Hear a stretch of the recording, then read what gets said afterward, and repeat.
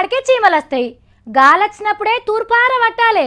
నీళ్లు పల్లానికి వారుతాయి. ఉత్తర చూసి ఎత్తర గంప. ఇగో గిసొంటి శాస్త్రాలు ఎన్నైనా చెప్పుకోవచ్చు, రాజకీయాల గురించి, లీడర్ల గురించి. మరి అంతే కదా.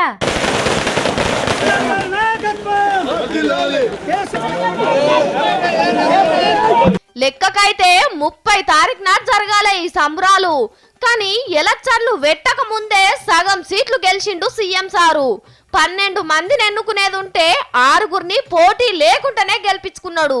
సర్కార్ మీద లడాయికి తొడలు కొట్టి మీసాలు తిప్పిన వాళ్ళందరికీ ఆఖరి నిమిషంలా బంగారు తెలంగాణ యాదికొచ్చి అంబాసిడర్ కార్ ఎక్కిండ్రు.